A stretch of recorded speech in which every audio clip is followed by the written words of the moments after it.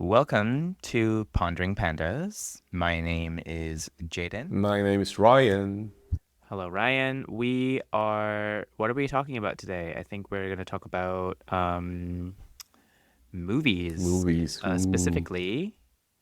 specifically Crazy Rich Asians and Everything Everywhere All at Once. Yeah, but should we Um, call them like Asian movies or?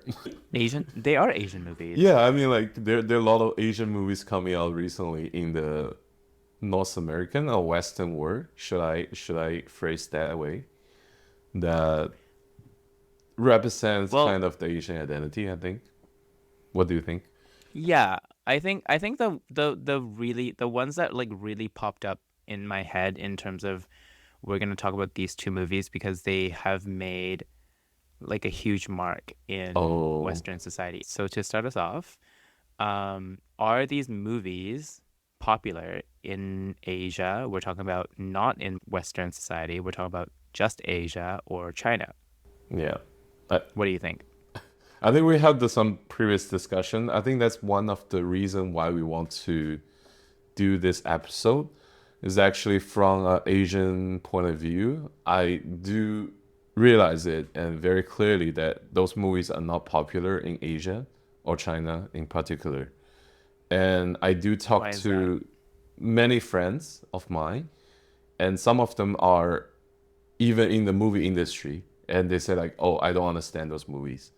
I don't see what's the point and why they are great movies." I mean, like they can understand the story. Yeah, Really? they can understand. They can understand the stories. They can understand like the surface level. It's straightforward, but it doesn't connect with them deeply.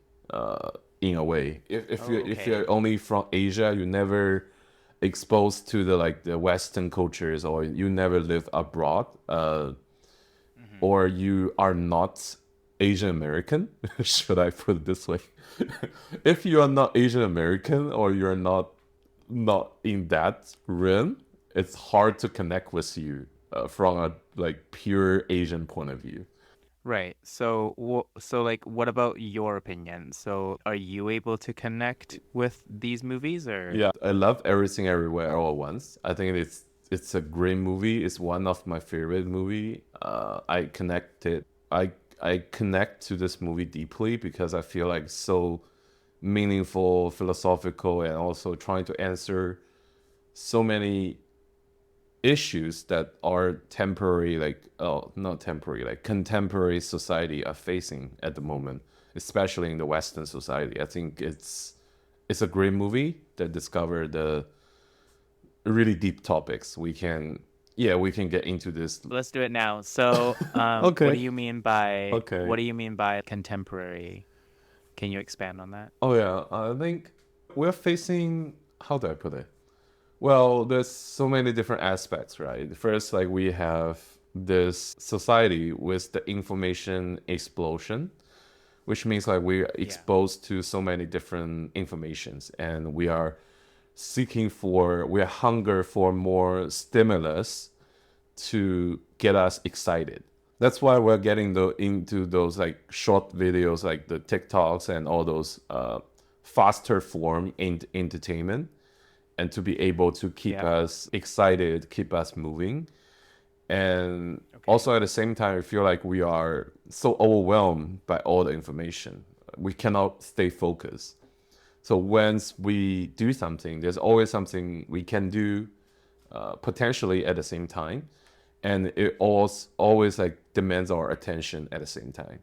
So I do feel like people are it's harder for people to stay focused and stay calm and stay comfortable by being alone for So, a few hours. I think that's what. so when you're saying like these short attention spans, do you mean how the mother of what was her name again? I forgot. I forgot. I think Uh, that's Evelyn. Evelyn. Yeah, Evelyn? Evelyn. Yeah, Yeah. I think like how are you talking about how she's trying to pay attention to different realms of the world at the same time Yeah, exactly. and and like how it's basically how we're trying to like short attention span based on TikTok kind of thing. It's very similar. It's like in the first place, yeah. Just some like reminder. We have some spoiler. Oh yeah, Yeah, spoilers. we have some Spoilers. spoiler If first. you have not seen this movie, this is your fault because it has been out for a long time. Yeah, So if you want to pause this podcast and go watch it, pause it now because we're gonna have spoilers starting now. Okay. yeah, Um, so pause it. You have this is your last warning. yeah. It's your last We're chance. gonna talk about we're gonna talk about Crazy Rich Asians and Everything Everywhere All at Once. So yeah, Yeah, back to your question. I think definitely. I think in the first place, when she is in the laundromat, she has to deal with so yeah, many different things at the same time, like the paint, like the drama, like the divorce, like the grandpa, like all those, and the daughter and the daughter's yeah. girlfriend. Like it's such a representation of the modern life, right? You have 100 different items in your to-do list, and Are you relating that to TikTok, like attention spans? yeah, because like Interesting. we naturally are. I know it's slightly different things, but essentially I think those Hmm. are the same because I feel like the modern life is creating us so many tasks and expectations for us to fulfill. And we have this constant anxiety to be like, oh, I want to do more. I want to achieve more. I want to acquire as much information as possible. And I have no time to waste my time. So I think that's the mentality. Yeah, yeah, yeah. So when everybody's thinking like, oh, I have no time to waste my time, they tend to get into like short attention span items that give you like the incentives or give you the rewards immediately.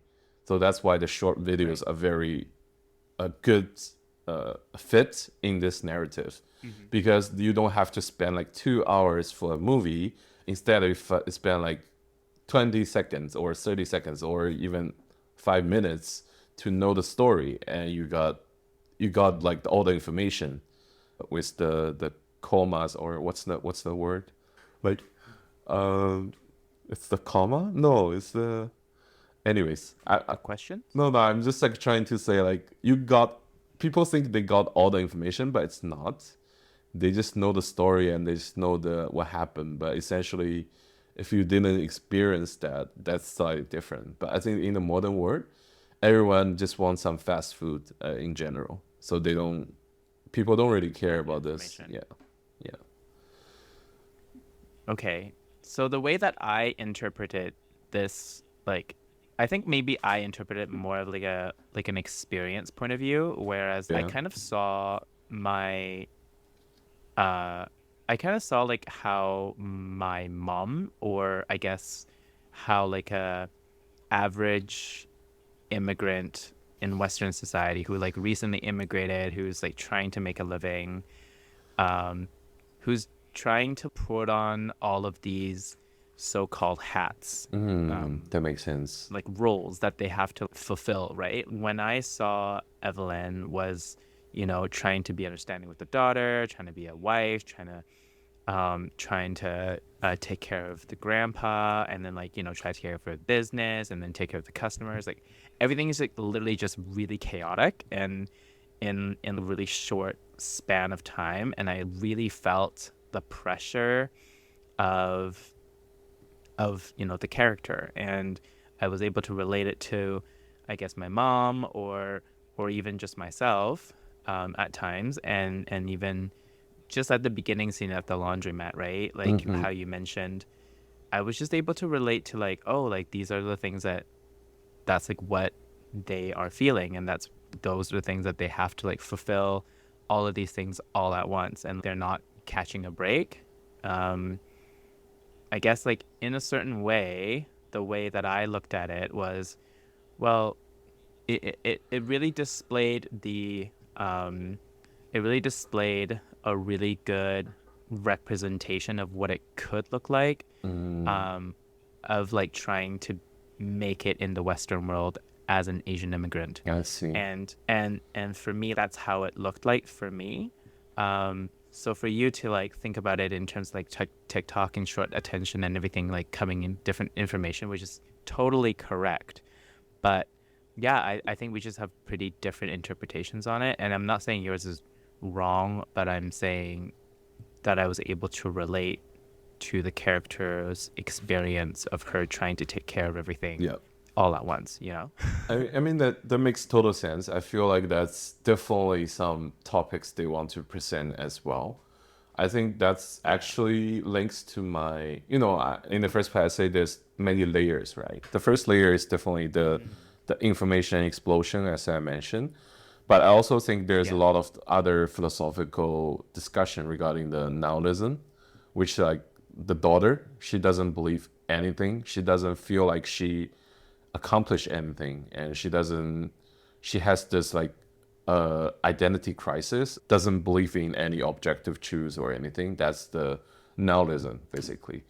And essentially then Yeah. they try, after all the like actions, after all the stories, they just learn to appreciate the life they have and start to build their own meanings. I feel like that's the process when you having the nihilism uh, scenario in the first, and people are working towards the existentialism, which is essentially, What does nihilism mean? yeah, nihilism is basically sorry, I'm really bad explaining those terms, but basically that means like it's a philosophical word that, let me put it this way, don't quote me, I can be horribly wrong.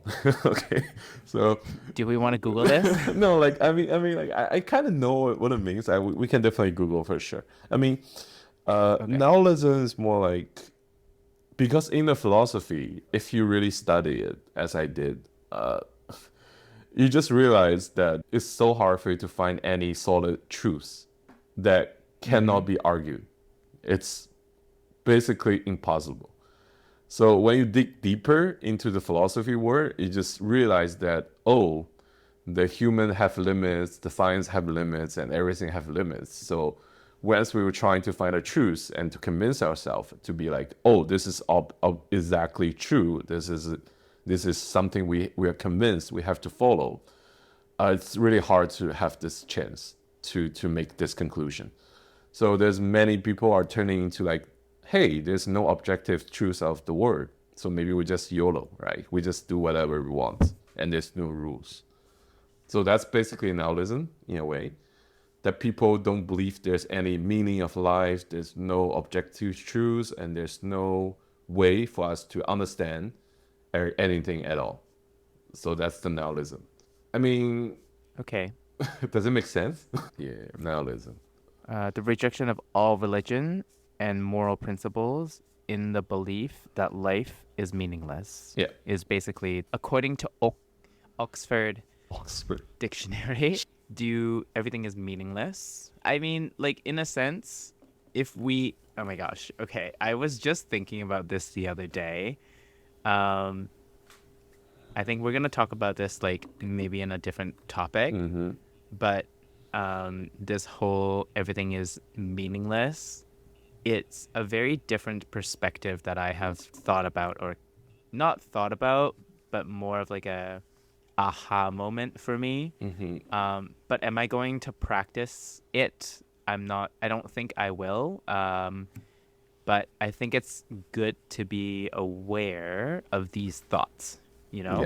Yeah. Um, but yeah, let's.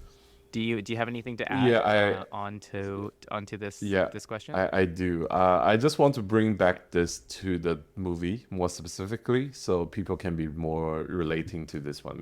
I mean, the nihilism is definitely a philosophical term that people are inventing this through like the philosophical discovery, that to realize, oh, it's so hard for people to find a truly objective truth that cannot be challenged in philosophy, because everything can be relevant in a way, and everything have limits. The human have limits, science have limits, and that's everything.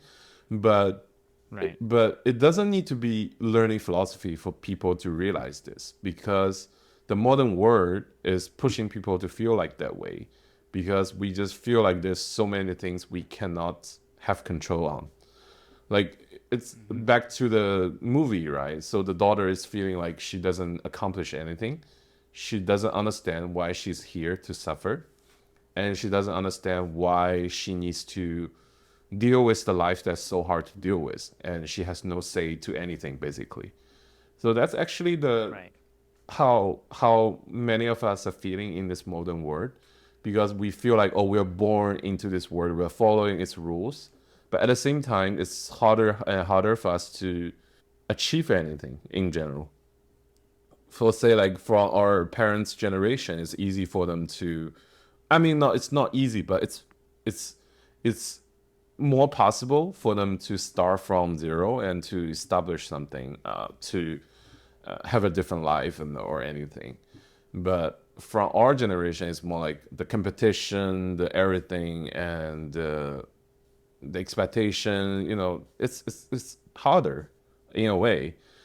And for example, if you had like the university degrees, as our parents like generation, it's hard. It's easy to find a job, to get a decent pay and anything. But now like everybody has a college degree, and people need to fight for the masters or even doctorates to get something. So it's it's the same thing we are gaining, but the competition or the cost we are paying is become higher and higher, and people are just realize it's so hard to shake the system in general to drive the changes. I don't know if that makes sense, Right. but Right. I just feel like No, yeah, it does. It does. yeah. So I think that's why many people are believing there's no meaning in life or there's no objective truth, because many people are just experiencing this like life crisis to be like, why I'm doing all those things I'm doing at the moment. If because why, what's truly driving me? I was only be told to follow those rules to live this society, but I didn't make the choice myself in the first place, right? And Yeah, so are you saying that people in China or Asia are able to relate to this type of no, that's why no. it's not popular in China. Oh, so they do feel like everything that they do has meaning. Uh, it's different. They're like, well, I'll dig this deeper. Okay, so yeah, the reason I think that's the huge reason why Asian or Chinese people don't understand this parts, because I think for the Western society, you have some minimum safe net.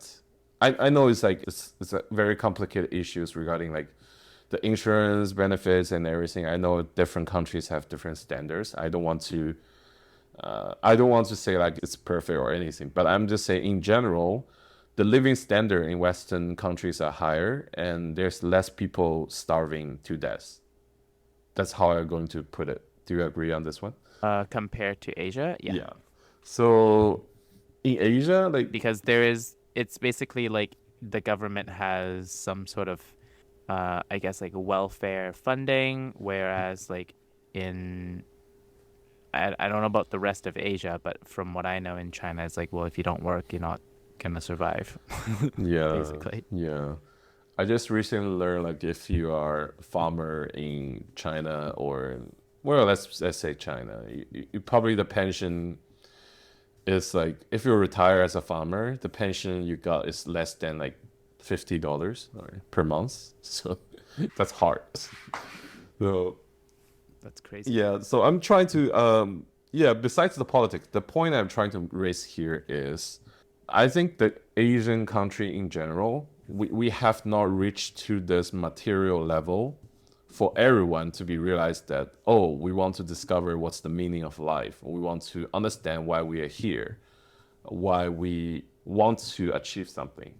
I think everyone was like very not everyone, but most people are really driven to create a better life themselves, and they're driven to not to provide themselves, to be not starving, and to change the life for their parents. So that's the narratives, and we've been through this like huge like economic development for past 40 years.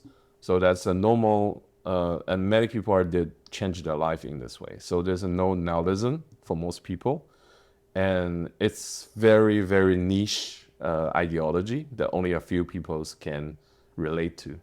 But now I see like the economy is slowing down, and it could be a future trend. But I'm just saying it's not a dominant ideology at the moment. Yeah, fair enough. I mean, yeah, if your society hasn't gotten to that point where it meets all the, I guess, like basic needs of human needs, Hmm. um, there's no room to like think about these things.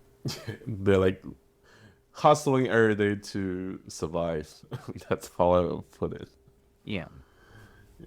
So basically, in China and Asia, you think they don't really think these movies really relate to them Hmm. at all, um, which is fair. And I think that, how do I say this? I guess it's not really for Asia. Exactly. It's more for like Exactly. the target audience is not for them. Yeah. But I think it's interesting that they can't relate to it, even if they had a certain period of time to live in Western society. But like they're not citizens of the Western society. Do you know what I mean? Yeah. I mean, if you have the exposure to the Western culture, you live here long enough and to be able to understand the society, I think Hmm. they can appreciate it for sure. Because I talked to some friends nearby, and some of them are really liking it. So I would not say like most people. I would not say like people cannot understand, but I think the basis is that you have to understand how the Western society works, what people are thinking here, to be able to Right, say right. like That's fair. what's the point of the movie's making. Right, right. And then at the end of this movie, um, what did you think? Well, I think that's it's Can we say brilliant. which part we're talking about? Which part Mm, comes to mind for you? okay, if you're talking about ending, I mean like there's so many things to discover in this movie, right? The husband is a highlight to show really the what's the bravery is. I mean, like he raised a point regarding like you have to be brave to be kind because kind is a choice instead of something like a sign of weakness, as many people say. Like, oh, you cannot be tough enough to be not kind, and you just have this soft heart that prevents you doing anything like meaningful, right? That's some narratives we heard over time from this like muscular society in general to be like, oh, people have to be tough, to have people have to be rough, not be soft. But he actually made some statement that say like, oh, kindness is brave. So that's great. I think that's great. But I think the bigger point of view of this movie in the ending is actually the daughter and the mother and the whole families are actually starting to accept who they are and trying to appreciate what they have instead of Right. focusing the things they do not have. So I think that's how modern society is working. Is like the society trying to tell you like what's lacking for you, and you don't have the. I mean, you don't have the life as billionaires. You don't have this fancy items. You don't have the status that people envy about, and so many people are Right. not Because happy it's about not that. realistic. Exactly, and it causes problems, right? People are not happy about themselves, right? Can you, I mean, when you talk to all the friends nearby or all the friends around you, do you feel like most of them are happy? Most of them are anxious free, or they're like just living their life happily without worrying about the future or even criticizing themselves regarding like what have they done in the past, that the mistakes they made. I think most people are in I that think, in that status, you know. yeah, I think like a lot of them probably like on the surface level, they're gonna tell you like live in the moment, blah blah blah. There's nothing you can do about it. It's kind of like a give up. I wouldn't say give up attitude, but it's more of a, Coping. oh, there's nothing you can do, so Yeah, it is what yeah, it yeah, is kind of thing. yeah. But To a certain degree, I feel like that's correct. Um, but also to a certain degree, they have also achieved so much Mm-hmm. that they don't see it as achievements or Exactly. appreciate what they have achieved. But when they do reflect on it, they are able to realize that they're like, oh shit, like I am able to get to this point, whereas last year or even 5 years Mm. ago, I wasn't at this point in my life. Like, for example, like, oh, I didn't know that I was able to move out and live by myself, pay for my own rent, Mm-hmm. have an adult job. Um, just things like that. I guess in a way is quote unquote achievements. Mm-hmm. For some people, yes, like life is getting expensive, but at the Inflation. same time, inflation, yay. I mean, because social media has played a huge role on glamorizing on a lot of celebrities and people who are famous and people who like normal people, like the average people who doesn't have a lot of money, or even if they do have like a decent amount of money, they will like flaunt the best parts Mm-hmm. of it on social media. I'm guilty of it, and no joke, right? But like you don't want to post things that are not Exactly. necessarily good, Yeah. and you want to post like the best parts of your life. Do Yeah. do you have the pressure to show the best part of yourself? I feel like I the think the way that I think the way that I have approached social media over the past couple of years now is that um, is for me to post things. Yes, they are like the best parts of my life, but the way I reflected on this is that, oh, like these are the things I was able to do like previously, mm-hmm. and I was able to scroll back into social media and pictures, say for example Instagram. Mm-hmm.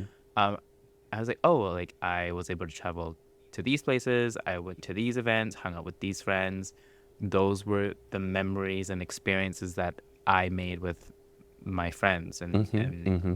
and stuff, right? Like for me, I think my mindset right now is kind of keeping a record of the good things that has happened, right? Instead of posting for the sake of flaunting, like, hey, I don't know, like I bought a ring, or like I bought a this and that, or like, you know what I mean? Like for me, it's more of an activity and experience, and these are the things I'm currently experiencing, and I want to make a record of it, so Mm-hmm. then I can go back into memory lane and relive the moment a little bit. You know what I mean? That's great. I think that's my current mindset on it right now. Mm-hmm. Yeah, so the question from me would be like, if you only want to, no, it's not challenging you, but if you want to only like record and to look back regarding your best memories, why do you have to post it publicly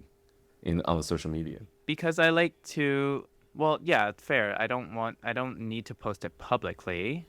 In a sense, for me, I think it's easier to access, and ease of access in terms of like Instagram. I guess it's like in a way that's like a short content where I can kind of relive the moment in like under 2 minutes. You know what I Mm-hmm. mean? Mm-hmm. Instead of scrolling through thousands of photos. Um, yeah, I think that's like my short answer for that. Mm-hmm. That Yeah. makes sense. Yeah. I just want to briefly Yeah, you have last things? last Go things ahead. regarding everything everywhere all once. I Yeah. feel like the power of the ending is that actually they turn from nihilism and to the existentialism. So again, maybe we need the What's yeah, existentialism? maybe we need the dictionary to help us to understand what's the meaning of the existentialism. So I would just use the dictionary here. Existential. So yeah, the dictionary from the Oxford, as you said, is like existentialism is a philosophical theory or approach which emphasizes the existence of individual person as a free and responsible agent, determining their own development through acts of the will. which means I know it's like very complicated definition. So my understanding is that existentialism is that, yeah, there's no meaning of life, but we can create our own meanings as human beings. So it's actually Yeah, exactly. it's a coping mechanism to the nihilism because if really sorry, I'm getting a little bit too philosophical, but if you're too much into nihilism, you just realize, oh, there's no way for us to find the truth convincingly because we have limits. But if you get rid of all of this and say we human beings, we can create our own meanings, if even those meanings are meaningless essentially, or those meanings are fake, we can be happy about them because we are human being. We are experiencing them in the first hand. So Yeah. yeah, does that make sense? I think that kind of circles back into like my social media posting, right? Yeah. Like for me, it's my meaning of what my life I want like my life to be, I guess, you know. Yeah.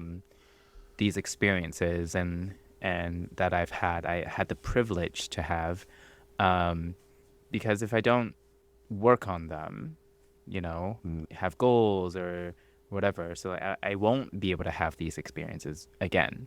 So I think in a way, when I look back on memory lane, it's like these are the things that I had the privilege to have. Like for me to keep these, I need to continue to make meaning because these are the things that are meaningful to me for me to have these experiences as well. So yeah, I agree. I agree with you. That's how I feel like this movie is really deep, philosophical in the philosophical manner, and also it's such a good reflection of our contemporary life in a way that to remind us that there's some things we can appreciate in this life and we should be happy about ourselves as a living human being, and we don't know the meaning and purposes, we don't know why we are here to suffer. I know many of you are not suffering, but I think everyone I mean like I think everyone have our own problems. Even the Yeah, billionaires have their own problems. They have the more money, more problems. exactly. I mean like I don't feel like there I don't feel like there are too many of the people in the world can stand out to say like, oh, I have no problems, I'm happy 100%, or I'm living the external it's not external, eternal happiness. Yeah, I don't think that's fair. there's too many of us, so we all have all issues and problems to deal with. And I think that's why I think this movie is great, to remind us that we should always try to appreciate what we have and trying to create our own meanings, take the driver's seat to create our lives in general. Do you think that this is something that a lesson or like you can say it's a lesson like I know that it's not popular in Asia or China, but like do you think that this is something that's applicable for them?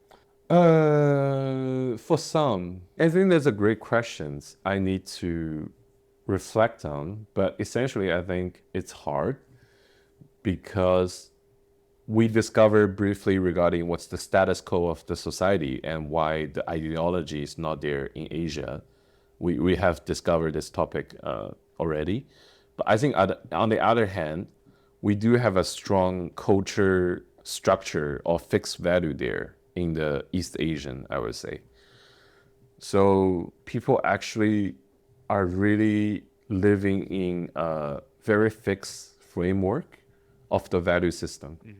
So it could be a Do you think barrier. that's just an older generation, or do you think that's happening in the younger generation as well? Well, it's definitely evolving at every moment, but I feel like the force is so strong, so it always carries the momentum to affect people.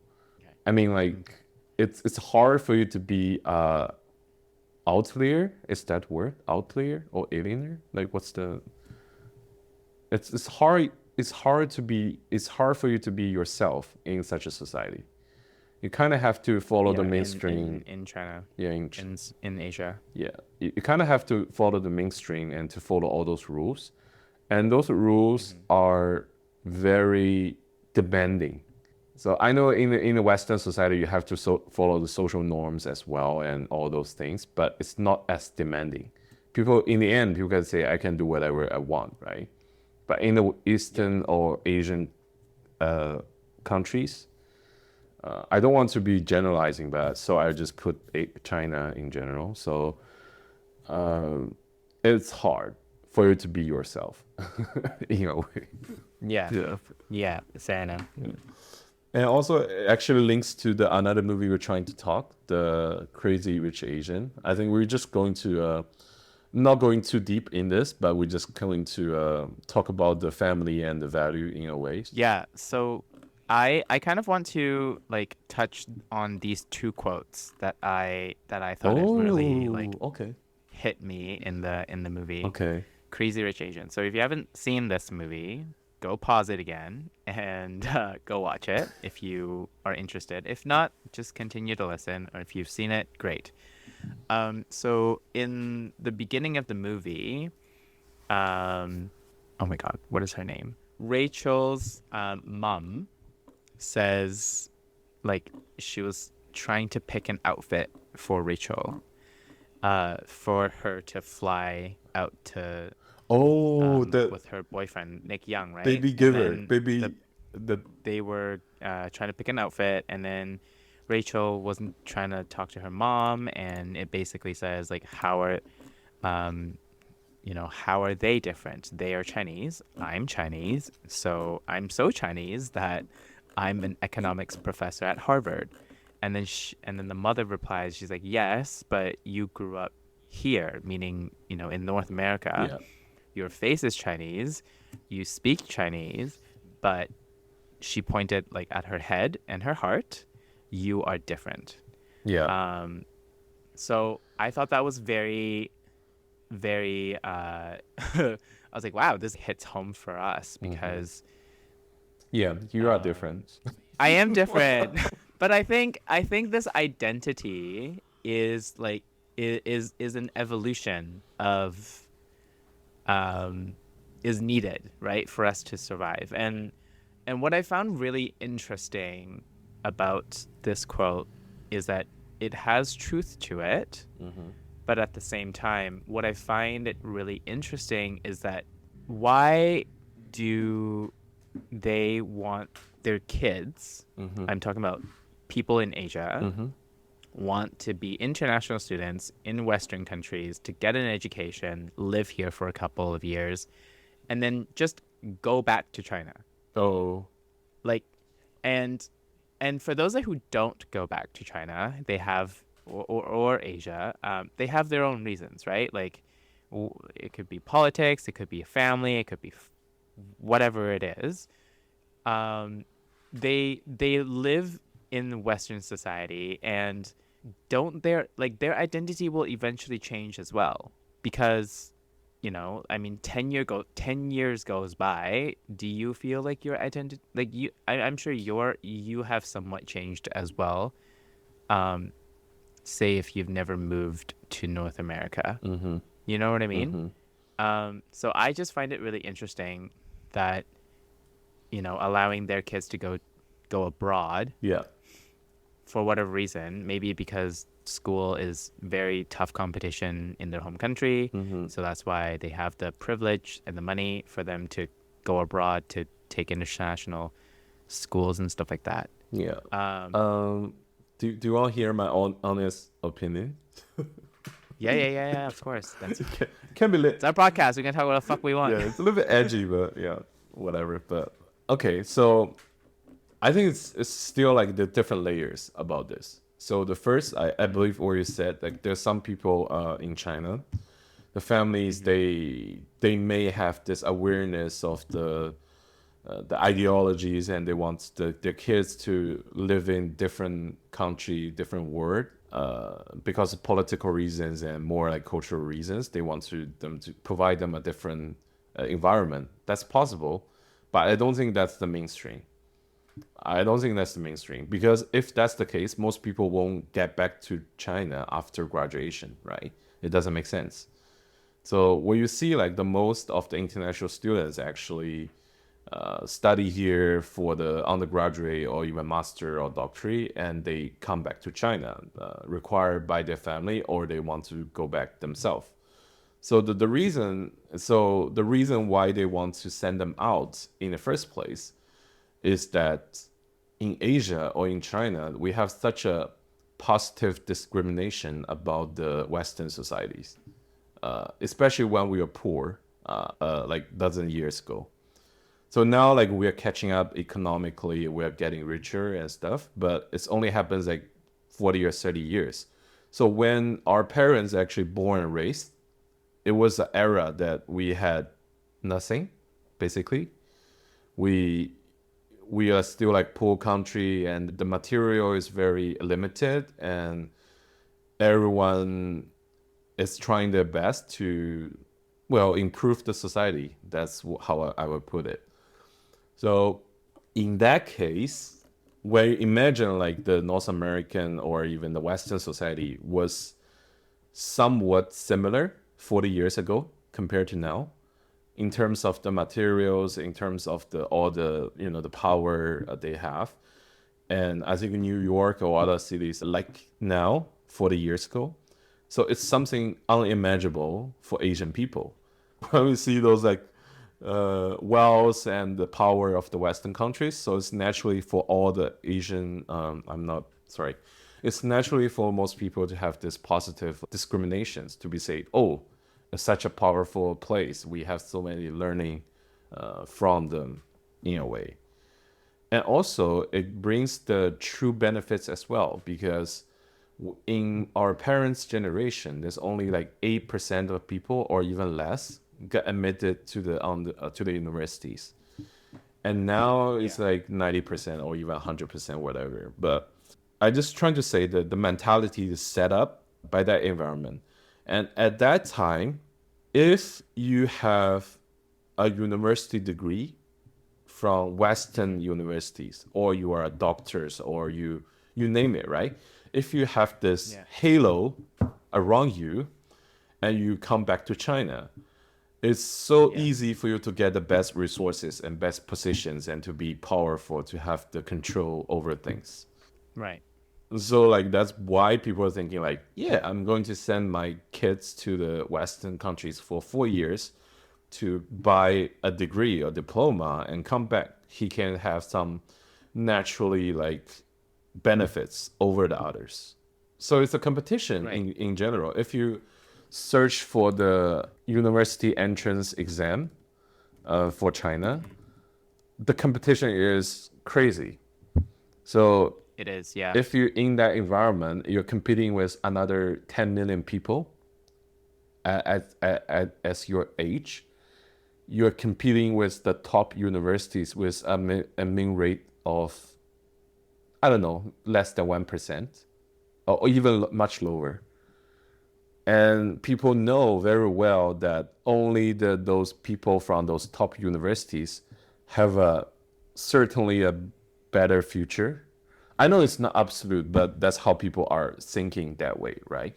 A great university, a great diploma leading you to a great position in job, and you have a better life over time. So that's how people Hmm. are establishing this mentality. Right. Which kind of leads to like the second quote that Eleanor has said to Rachel was, pursuing one's passion, how American. Well, your mother is very open-minded. Not like here, because at this point they're in Singapore, or Singapore, Malaysia. Mm-hmm. Singapore? Singapore, yeah, Singapore. Um, so like not like here where parents are obsessed with shaping the life of their children. Oh yeah, exactly, So exactly. I think it's kind of true in both sense. Like whether if you're an immigrant in the Western society, or if you are, in Asia, went to international school and then come back home to Asia. I think, this is quite true in terms of just among Asians. And I'm not gonna lie, I think there are some families that that are not obsessed about controlling and shaping their children. Mm-hmm. Um, you know, there are exceptions. Mm-hmm. And I think this is very true, like regardless. I think it's just like a trait. And the reason that being for me, the parents think they know what's best for them, Mm-hmm. for their kids in every aspect of their Yeah. lives, which is crazy to Yeah. me. Yeah. So I'm talking about like love life. I'm talking about how many children you should have, what kind of business you should get into, Yeah. what kind of profession you should get into. Yeah. The parents would want to control for their children. But what's interesting is that the son who went to, New York and comes back is basically not listening to her, right? Yeah. Yeah. That's how um, that's how kids behave, right? yeah. And I don't know if he would behave differently if he never left Yeah. Singapore. We can talk about this in a different topic in terms of, controlling parents. Actually, I want to uh, touch about this a little bit, but yeah. you can finish first. I will add something. Yeah. Yeah, like the controlling parents is quite interesting. I think it's like they it's coming from a place of love in a way that they think they know how to express love um because on the exterior side of things, this is what being comfortable looks like. This is what being comfortable has to take. Like these are the things that you need to sacrifice. These are the things that you need to do. Mm-hmm. There's so many factors, right? I could go on and on. So I Mm-hmm. mean, we can save that for another podcast. But in a nutshell, it's really interesting that this quote is very applicable to many Asians, whether they're Mm-hmm. in Western society or even just, in Asia in general. So that's a great point. I want to echo to that. Definitely, like the family is very controlling in Asia in general. I think it's actually a collectivism versus the individualism. Basically, we are not treating ourselves in Asia as individuals. We are part of the big family in general. So every decision you Yes. make, you have to represent the interest of the family. I do feel like there's more example we can relate to. I think the what Godfather shows about the Italian family has similar like have some similarity. So basically, that's how everyone's bonded with on the same ship, and they are like have the same interest. They have the same goal. I think that's very similar to Asia as well. So Hmm. if you want to make your own decision in Asia, that would be so special. And you kind of have to take care of the family, and everyone have the same expectations. And actually, that brings me back to it reminds me of another movie. It's called Farewell. I don't know if you had seen this movie, and for the listeners, there's another spoilers if you don't if you haven't What is it? What's the movie called? Farewell.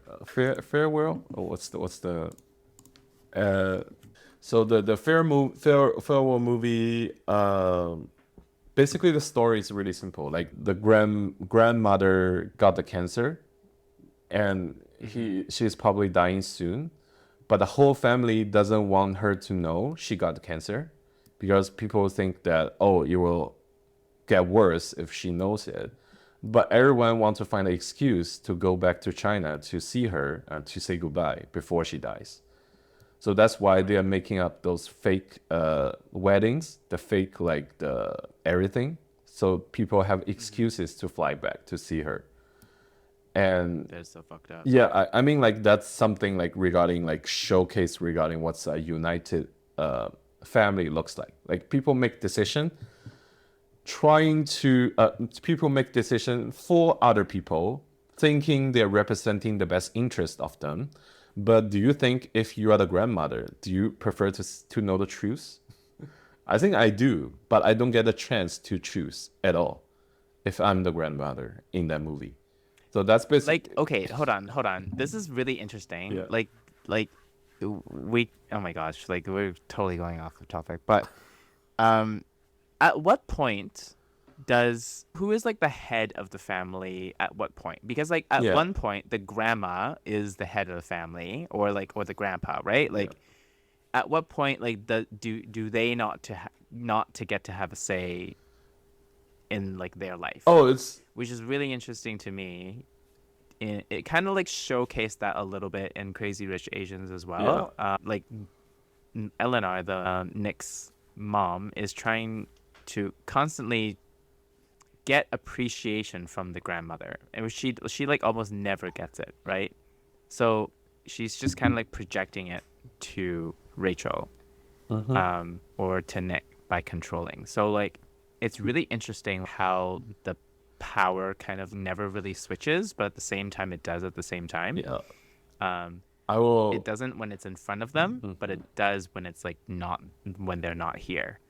Yeah, yeah, yeah. I get it. If you were the grandma, would you want to know? Like, well, that really depends on the individual, right? Yeah. But if you don't speak up about those things, I think the bottom line is communication, right? Like if you don't communicate about We. period, you just don't know. Yeah. And like honestly, in Asian culture, and I don't know about other Asian cultures, but in Chinese, mainland Chinese people, like we don't talk a lot about these Yeah. things. We never. And it's a problem. I think it's a problem. Maybe they don't think it's a problem, but that it's just not good for everyone's mental health. You know Exactly. what I mean?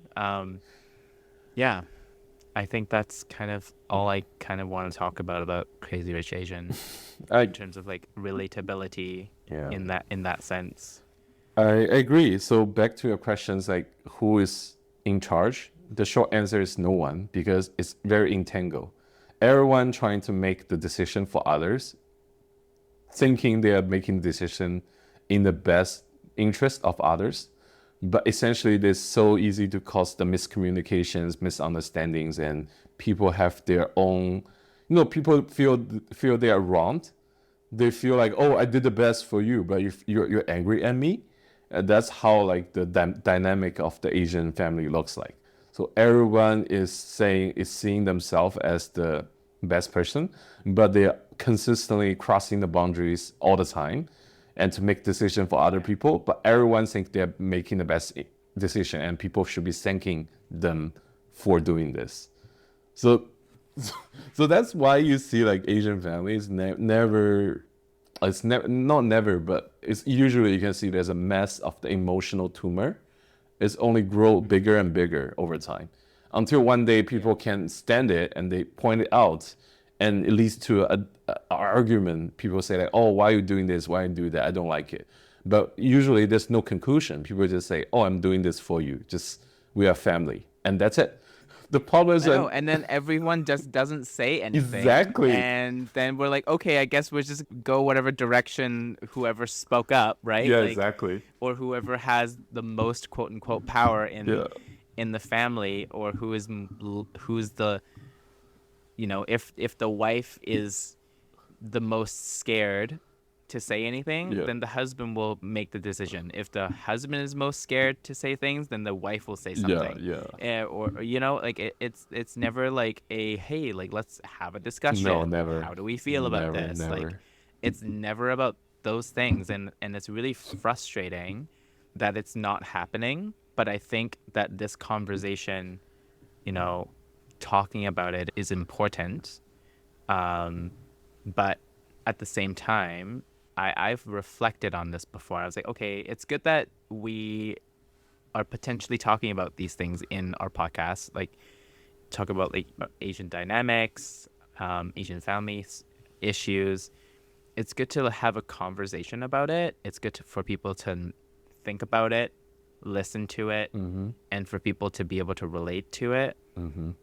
But I think that's just a very, you can disagree with me about this, but I personally think Yeah. that after talking about it, it's also important to like put it into action, you know? Oh, yeah, Um, exactly. and Yes. if you're the and the listeners, if you guys are the ones that are listening, like I know it's probably very hard for you to open up a conversation about these things with your parents. You guys can start small, but um, and if you guys don't put it into action, things will never change. The It's cycle true. will just continue, right? It will just be continuous, nonstop, over and over and over again as like the next generation goes on. Agreed. Okay. I Yeah, I think I totally agree with that. I tried some communication with family and things got improved. So I think it could be working, but someone needs to start to point out the elephant in the room and be prepared to be hurt. So I think that's the starting point. But before Yeah. ending, I just want to add one little thing. The story in the failure actually happened in my life previously. So it's something I was like, oh, this is very common. Why they are making a movie about this? It happened in your life? Yeah, yeah. It's very Yeah. common in Asia. So I had Oh, yeah. experienced this before and I was like, I think, yeah, I can definitely relate to it too. In closing, thank you for hanging out with us today, everybody.